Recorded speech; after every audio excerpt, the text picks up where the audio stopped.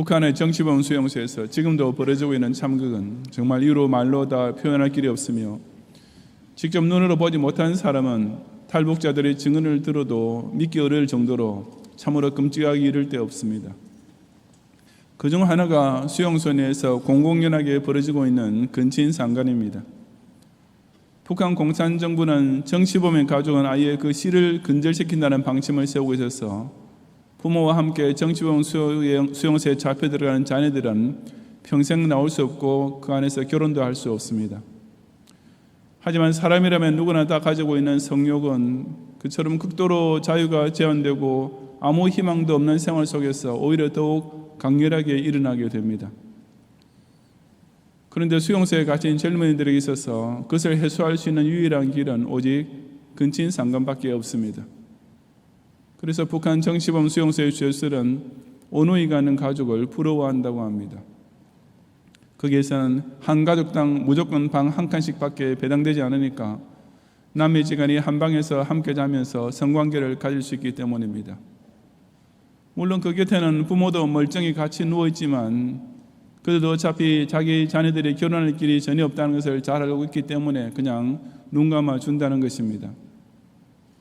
정말 믿기지 않는 일이지만 그런 정치범 수용소에 살다가 목숨을 걸고 탈출한 사람들이 증언하는 실제로 분명히 벌어지고 있는 비절참절한 사실입니다. 그렇다면 모르기는 하지만 부녀나 모자만 수용된 경우에도 그 사이에 근친상간이 일어날 가망성도 있지 않을까 하는 정말 결코 상상하고 싶지도 않은 생각까지 절로 듭니다. 근친상간은 다른 성범죄와 마찬가지로 오랜 옛날부터 인류 사회에서 벌어지고 있었으며 오늘 본문에서도 나타납니다. 좀 다른 것이 있다면 오늘날의 근친상간은 부모가 어린 자녀를 성적으로 학대함으로써 벌어지는 경우가 대부분이지만 본문에서는 딸들이 아버지를 속여서 관계를 한 것이었습니다. 하지만 어떻게 이루어졌든지 간에 근친상간도 분명히 간음입니다. 그리고 이런 근친상간을 비롯하여 현대사회 구석구석에서 더욱 만연해가는 온갖 종류의 성범죄는 원래 하나님께서 제정하신 인륜과 도덕을 파괴하는 실로 심각한 문제입니다. 이 시간 저는 이 성범죄에 대하여 성경 말씀이 뚜렷이 선포해주는 경고가 무엇인지를 함께 상고해 보고자 합니다. 첫째, 어떤 상황이나 이유도 결코 성범죄를 정당화할 수 없습니다. 30절부터 32절까지 함께 봉독하겠습니다. 롯이 소알에 거주하기를 두려워하여 두 딸과 함께 소알에서 나와 산에 올라가 거주하되 그 두 딸과 함께 굴에 거주하였더니 큰딸이 작은딸에게 이르되 우리 아버지는 늙으셨고 온 세상의 도리를 따라 우리의 배필될 사람이 이 땅에는 없으니 우리가 우리 아버지에게 술을 마시게 하고 동침하여 우리 아버지로 말미암아 후손을 이어가자 하고 라고 했습니다. 소돔성이 하나님의 저주를 받아 멸망했을 때 천사의 손에 이끌려 극적으로 구원을 받은 롯은 처음에는 자청해서 소알성으로 피신했습니다. 그래 놓고서도 조금 시간이 지나자 거기에 계속 살다가는 소돔성과 똑같은 변을 당할까 두려워졌습니다. 그래서 산에 올라가서 두 딸과 함께 굴에 거주하게 되었던 것입니다. 지금도 사회 주변에 많이 남아있는 굴을 보면 우리나라 산지 있는 것처럼 습기 많은 흙동굴이 아니라 석회암 등으로 이루어진 건조한 동굴입니다. 즉 동굴이지만 그런대로 살만한 거주지였으며 신약시대 가까이 와서는 실제로 그런 동굴을 중심으로 공동체를 이루고 살았던 에센파라는 무리도 있었습니다. 하여튼 그런 동굴에서 무료하게 살던 롯의 두 딸이 참 어처구니 없는 발상을 했습니다. 그녀들은 우리 아버지는 늙으셨고 온 세상의 도리를 따라 우리의 배필이 될 사람이 이 땅에는 없으니 라고, 즉 지금 우리 집안의 꼴과 우리 가족의 사는 모습을 보고 우리와 결혼해 줄 남자는 세상에 없다라고 판단했습니다. 그리고는 그러니 우리가 우리 아버지에게 술을 마시게 하고 동심하여 우리 아버지로 말미암아 후손을 이어가자라는 계획을 그 두 딸들이 함께 짰습니다. 그것은 성욕 때문이라기보다는 자기는 앞으로 결혼하고 자식을 낳을 기회를 영원히 못 가지게 될 것이라는 초조함과 걱정 때문에 저지른 일이었습니다. 그 두 딸은 어릴 때부터 악한 소돔성에서 자라면서 그 보고 들은 문란한 것들 때문에 이미 성도덕 관념이 오염되어 있었던 것이 분명합니다. 롯 역시 자기 딸들에게 성적 순결 교육을 제대로 하지 않은 사실에 대해 변명의 여지가 없으며 창세기 19장 14절의 기록을 볼 때 그 딸들과 결혼할 사위들을 불신자 중에서 택한 잘못도 분명히 저질렀습니다. 그런 배경과 상황 속에서 그의 두 딸은 자기네 근친 상간을 정당화시키려는 이유를 처음부터 분명히 설정해 두고 서로 합의를 보았던 것입니다. 하지만 제 아무리 나름대로는 그럴듯한 변명거리가 있다 하더라도 롯의 두 딸이 행한 일은 여지없는 범죄의 행위라고 성경은 곳곳에서 선포하고 있습니다. 대표적으로 레위기 18장 6절과 7절에 보면 각 사람은 자기의 살부치를 가까이 하여 그의 하체를 범하지 말라. 나는 여호와이니라. 내 어머니의 하체는 곧 내 아버지의 하체이니 너는 범하지 말라. 그는 내 어머니인즉 너는 그의 하체를 범하지 말지니라고 하였고, 이하 18절까지 온갖 종류의 근친상간을 하나하나 언급하면서 엄금하고 있습니다. 또한 레위기 20장 11절에도 누구든지 그의 아버지의 아내와 동침하는 자는 그의 아버지의 하체를 범하였은즉 둘 다 반드시 죽일지니 라고 하면서 그 외에도 이하 21절까지 며느리, 장모, 자매, 이모나 고모, 숙모, 형제의 아내와 동침하는 자는 반드시 죽일지니 그의 죄를 담당하리라고, 근친상간의 죄는 예외 없이 다 사형으로 다스려야 한다고 선포했습니다. 그 외에도 신명기와 에스겔에서 또 신약에서는 고린도전서 등에서 아주 구체적으로 그런 근친상간을 강력히 정죄하고 있습니다. 성경이 가르치는 정의에 따르면 비단 근친상간뿐 아니라 순결한 부부 관계를 제외한 다른 모든 성관계는 다 간음입니다. 즉 모든 혼전 관계와 혼외 관계는 다 간음일 뿐입니다. 그리고 또 모든 종류의 간음은 하나도 예외 없이 다 범죄입니다. 성경이 그렇게 정의하고 그렇게 정죄한다면 여기에 대해서는 그 어떤 변명도 이유도 있을 수가 없습니다. 자신의 문란한 사생활을 두고 사랑하는 게 죄입니까? 라는 항변으로 정당화시키려는 연예인들을 자주 보게 됩니다. 물론 사랑하는 것은 결코 죄가 아니며 하나님께서 인간을 주신 큰 복 중의 하나입니다. 하지만 그런 자들이 말하는 사랑이란 결코 사랑이 아니라 어디까지나 간음일 뿐이라는 사실을 깨달아야 합니다. 자기 가문이 끊어질 것을 염려해서 그랬다 해도 변명의 여지 없는 간음이었는데 어떻게 자기가 바람나서 저지른 일을 두고 간음이 아니라 사랑이라고 뻔뻔스럽게 말할 수 있는 것입니까? 우리나라에서도 간통죄가 없어지는 등 온갖 다른 비정상적 성관계를 하나씩 둘씩 더 많이 용납해주고 있는 부신 사회에서도 최소한 근친상간만은 분명히 범죄라고 인정하고 있으며 실제로 형사처벌 대상이 됩니다. 이것은 아무리 당사자들이 합의하고 남에게 직접 피해는 없는 성관계를 해도 그저 기본적 인륜만을 따져도 분명히 범죄가 되는 성관계가 본질적으로 존재하는 것을 반영해 줍니다. 단지 저 음란한 불신자들이 그 기준의 선을 이미 엄청나게 끌어내렸으며 점점 더 낮추고 있는 까닭에 마치 죄가 아닌 것처럼 착각하고 있을 뿐인 것입니다. 강간이나 아동 성학대만 성범죄가 아니라 부부관계 이외의 모든 성관계가 다 간음이며 다 성범죄이다. 오직 이것만이 하나님께서 제정해 놓으신 원래의 성도덕이며 결코 범할 수 없는 불변의 율법임을 기억함으로써 악하고 음란한 세대의 온갖 변명과 유혹을 물리치는 성도들이 되시기를 바랍니다. 둘째로 음주는 성범죄에 빠지게 하는 가장 대표적인 요인입니다. 33절부터 35절까지 함께 봉독하겠습니다. 그 밤에 그들이 아버지에게 술을 마시게 하고 큰딸이 들어가서 그 아버지와 동침하니라. 그러나 그 아버지는 그 딸이 눕고 일어나는 것을 깨닫지 못하였더라. 이튿날 큰딸이 작은딸에게 이르되 어젯밤에는 내가 우리 아버지와 동침하였으니 오늘 밤에도 우리가 아버지에게 술을 마시게 하고 내가 들어가 동침하고 우리가 아버지로 말미암아 후손을 이어가자 하고 그 밤에도 그들이 아버지에게 술을 마시게 하고 작은 딸이 일어나 아버지와 동침하니라. 그러나 아버지는 그 딸이 눕고 일어나는 것을 깨닫지 못하였더라. 아멘. 만약 롯이 제정신이었다면 자기 딸들과 근친상간을 저지르는 것은 절대로 하지 못했을 것입니다. 그는 소돔성에 살고 있을 때도 나름대로 성도덕에 대해서는 양심을 발휘한 사람이었습니다. 두 천사가 자기 집에 들어온 후에 소돔성의 폭도들이 롯의 집을 에워싸고 그 두 사람을 내놓으라고 협박을 했습니다. 그것은 외지에서 찾아온 객들을 상대로 동성연애와 윤간을 하려는 실로 그 악하고 음란함의 부르짖음이 하나님께 들릴 정도로 극심했던 소돔성의 죄악상이 고스란히 드러난 사건이기도 했습니다. 그런데 롯은 그 폭도들에게 위협을 당하면서도 내 형제들아 이런 악을 행하지 말라고 그들 앞에서 외칠 정도로 선한 양심을 지키고 있었던 것입니다. 롯의 딸들도 아마 그런 아버지를 알고 있었던 까닭에 의도적으로 술을 먹여서 인사불성 상태로 만든 후에 일을 저질렀을 것입니다. 여기서 우리는 롯이 제정신을 발휘하지 못하도록 만든 것, 롯의 양심조차 완전히 무력화시켜버린 술의 위험과 그 위력을 충분히 알 수 있습니다.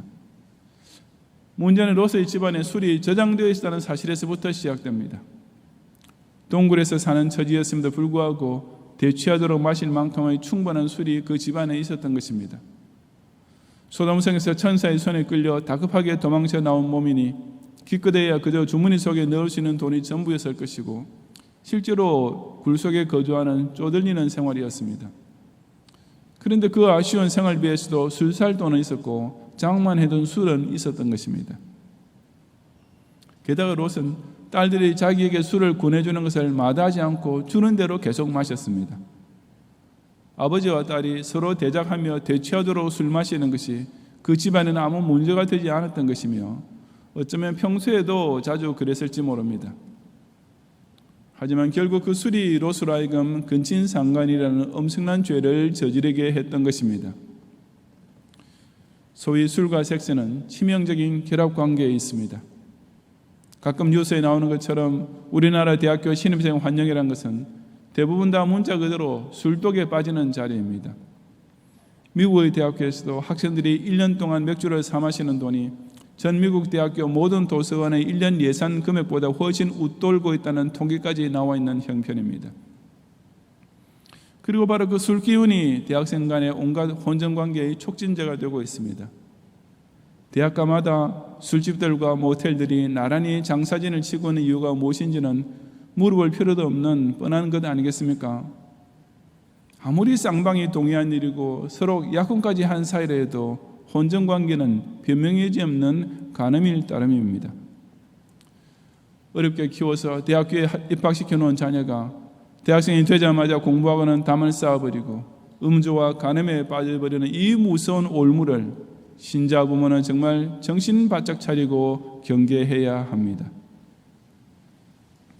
최근의 한국보건산업진흥원의 자료에 따르면 국내 중고등학생 중에 남학생 37.5%, 여학생 29.1%가 음주의 경험이 있는 것으로 나타났습니다. 전체적으로 33.4%이니 3명 중 1명의 비율입니다. 또 몇 년 전 모 신문사에서 조사한 통계에 의하면 대학 신입생 10명 중 3명꼴로 이미 성관계의 경험이 있는 것으로 나타났습니다. 고등학교를 졸업하기도 전에 벌써 음주와 성경험의 비율이 그 정도라면 대학생이나 미혼청년 사회에서 어떻게 될지는 짐작하고도 나무 믿지 않습니까?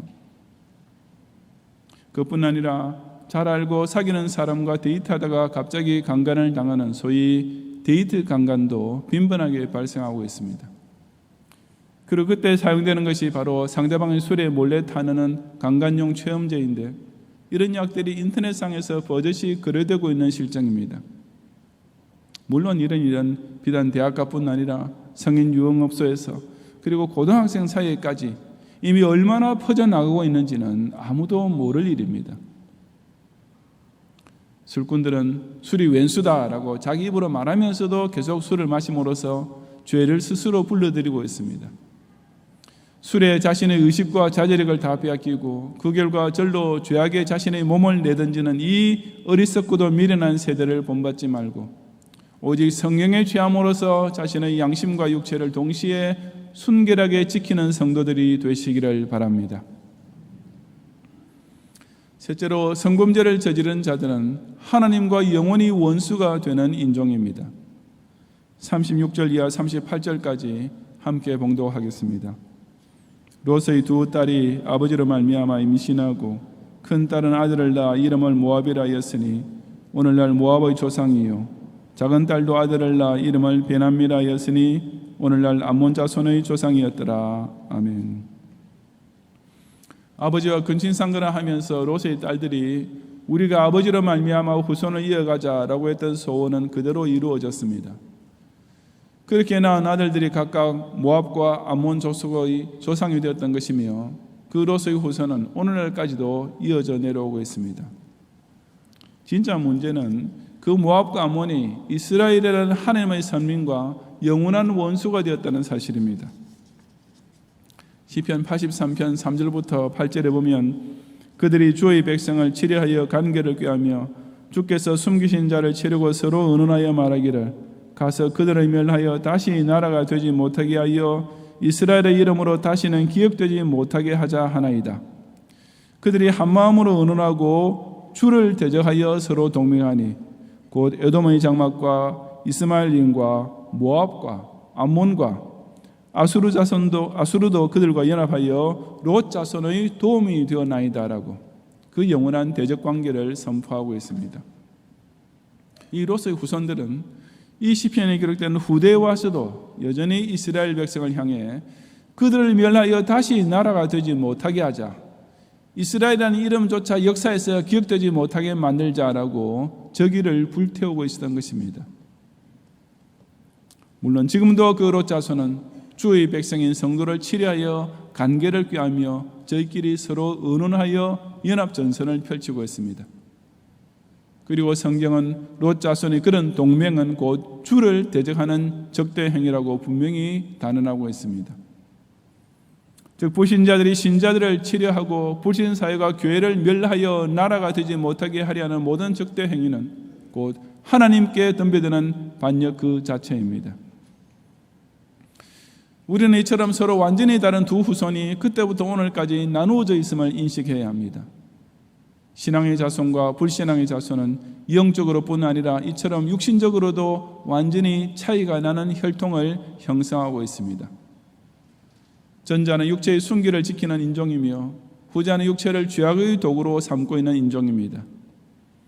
실로 피부색으로 나누어지는 인종보다 내면적으로는 훨씬 더 뚜렷하고 중대한 차이가 바로 이 두 인종 간에 여전히 세월이 흘러갈수록 더욱 첨예하게 대립되고 있는 것입니다. 왜냐하면 이 대립은 단지 신자와 불신자 사이에서만 존재하는 것이 아니라 곧 하나님과 불신자 사이의 적대관계로 직결되기 때문입니다. 누군가 프랑스를 두고 섹스 스캔들이 없는 건전하게 야한 나라라고 묘사하는 것을 들은 적이 있습니다. 온갖 비정상적인 성관계를 이미 전 국민이 정상적으로 받아들이고 있는 사회인 까닭에 섹스 스캔들이라는 자체가 아예 없으며 그래서 소위 건전하게 야한 나라라는 것입니다. 죄를 죄로 인정하지 않고 악한 것을 악하다고 말하지 않는 정도가 아니라 이제 아예 건전한 행위라고 떳떳이 자랑까지 하는 시대가 된 것입니다. 프랑스뿐 아니라 온 세상이 점점 더 온갖 음란한 죄악을 당연한 듯이 받아들이고 보란 듯이 행하는 불신앙의 후손들로 채워지고 있습니다. 제가 미국에 있을 때 어떤 토크쇼에서 이런 장면을 보았습니다. 자기 남편을 다른 사람에게 빼앗겨버린 어떤 아내가 나와서 자기 신세를 하소연하는 것이었습니다. 거기까지는 사실 불신사회에서 흔히 생기는 일로서 그런 토크쇼에 나올 만한 이야기거리가 될 정도는 아니었습니다. 그런데 조금 지나고 보니 그 남편의 애인이라는 사람이 다른 여자가 아니라 바로 그 아내의 동생, 그것도 여동생이 아니라 남동생이라는 것이었습니다. 즉 남편이 동성 연애자가 되면서 자기 남동생과 사귀게 되는 바람에 졸지에 남편을 잃게 되었던 것입니다. 그러면 어떻게 됩니까? 매형 차남간이 부부가 되어버렸다는 것 아닙니까? 자기 어머니인 동시에 아내도 되는 희한한 관계는 옛날 신화나 오이디푸스 컴플렉스 같은 심리학 이론에서만 나오는 소리인 줄 알았는데 그 정도로는 상대도 안 되는 별 회괴망측한 관계가 이 현대사회에서는 끝없이 새롭게 양산되고 있습니다. 아니 이제는 그런 것이 콤플렉스도 아니라 소위 건전하게 야한 것으로 인정받고 있는 실정입니다. 그러니 이제는 혼전관계나 사생활 같은 것은 전혀 문제 삼지 않는 정도가 아니라 그것을 피하거나 죄악시하는 사람이 오히려 뭔가 뒤떨어진 사람인 것처럼 되어가고 있습니다. 혼의 관계를 두고 사랑하는 게 죄입니까? 라고 당당히 대드는 정도가 아니라 남편과 아내를 서로 맞바꾸어서 관계를 하는 실로 낯뜨겁기 짝이 없는 일까지도 무슨 동호회 활동처럼 버젓이 행하고 있는 것입니다. 참으로 기기묘묘한 롯의 후손들이 늘어만 가고 있습니다. 그리고 이들은 그와 같은 성도적 타락을 배격하고 책망하는 기독교인을 오히려 비난하고 치려합니다. 하지만 우리는 이처럼 더럽고 음란하고 철면피하기 짝이 없는 롯의 후손과 혈통을 섞을 수 없습니다. 영적으로 타락한 자들과 꼭 마찬가지로 육체적으로 음란한 자들 역시 틀림없는 하나님의 원수이며 사탄에 속한 족속이며 따라서 기독교의 대적이라는 사실을 기억하면서 우리 자신과 우리 자녀의 육신 역시 오직 하나님께 속한 거룩한 도구와 의의 병기로 순결하게 지켜내는 성도들이 되시기를 바랍니다. 성도 여러분, 악하고 음란한 후손 역시 자기네 종족을 보존하려는 본능을 발휘합니다. 아니 그 정도가 아니라 앞에서 읽은 시편 83편 말씀처럼 그들을 멸하여 다시 나라가 되지 못하게 하자라고 오히려 육체의 순결을 지키려 하는 영적 이스라엘 족속을 아예 멸종시키려 하고 있습니다. 아수르도 그들과 연합하여 롯 자손의 도움이 되었나이다라고 한 것처럼 이단과 우상 종교, 세속 권력과 무신론 세력 같은 사탄의 종족이 롯 자손의 도움이 되는 연합 세력을 형성하고 있습니다.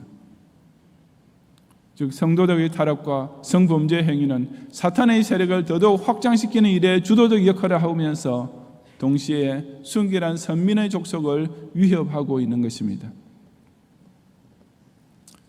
아시다시피 목화 우리나라의 좌파 정치인들은 소위 성소수자 차별금지법을 제정하려 하고 있습니다. 만약 이 법이 국회에서 통과되면 강단에서 동성애는 죄라고 설교하는 목사는 범죄자가 되는 것입니다. 성경은 누구든지 여인과 동침하듯 남자와 동침하면 둘 다 가정한 일을 행함인즉 반드시 죽일지니 자기의 피가 자기에게로 돌아가리라고 동성애를 명백한 성범죄로 규정하고 있는데도 말입니다. 아니 정동성애를 하고 싶으면 저희들끼리만 하면 되지 그에 대한 비판조차 못하게 하는 것은 민주사회의 가장 기본권인 표현의 자유까지 억압하는 진짜 위법이 아닙니까?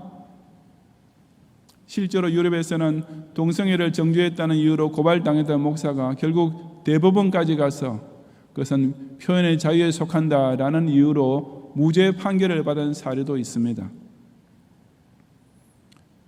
엄연한 성범죄를 정당화시키고 아예 죄라고 말하지도 못하게 하려 하는 이 악하고 음란한 동맹을 과연 누가 막을 수 있겠습니까?